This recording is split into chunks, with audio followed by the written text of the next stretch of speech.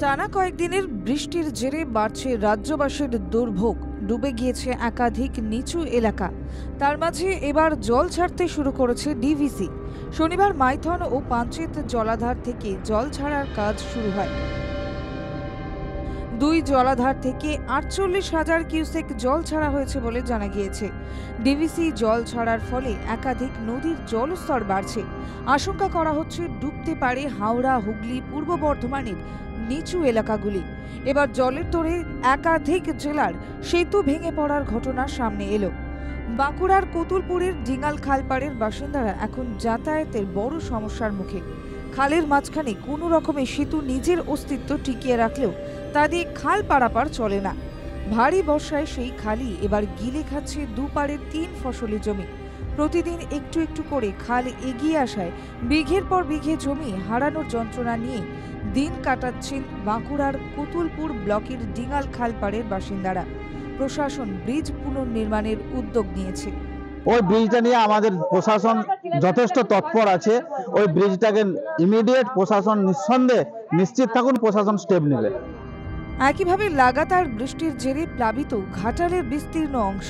কেন্দ্র Ghatal master plan নিয়ে বঞ্চনা করলেও রাজ্য এই বন্যা নিয়ন্ত্রণে প্রকল্প নিয়েছে। সেই প্রকল্পের কাজ শেষ হতে একটু সময় লাগবে। এর মাঝে এবার টানা বৃষ্টিতে ঘাটালের ঝুমি নদীতে জল বেড়েছে।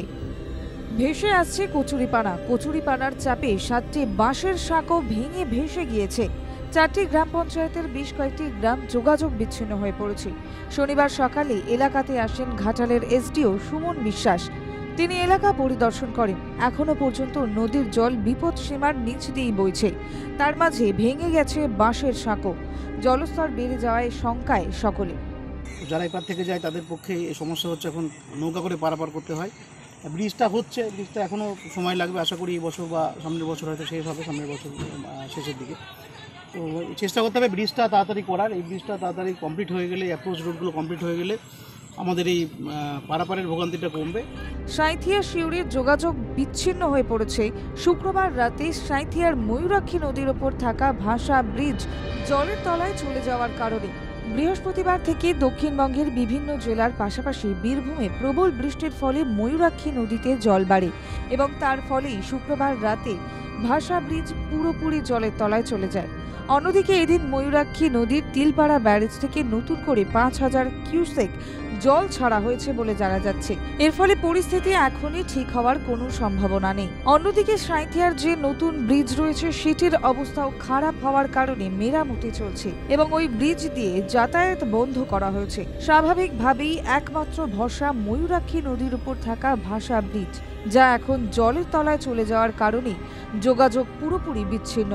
এখন যানবাহন যাতায়াত করতে হলে শিউরি হয়ে ঘুরে অথবা গুনুটিয়া ঘাট হয়ে যাতায়াত করতে হবে।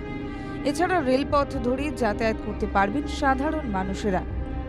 তবে রেলপথ ধরে তো আর কোনো যানবাহন যাতায়াত করতে পারবে না। পাশাপাশি রেলপথ ধরে যাতায়াতে জীবনের ঝুঁকিও থেকে যাচ্ছে। কৈলাস বিশ্বাস, শান্তনু পান ও পার্থ দাসের রিপোর্ট, বাংলা জাগো।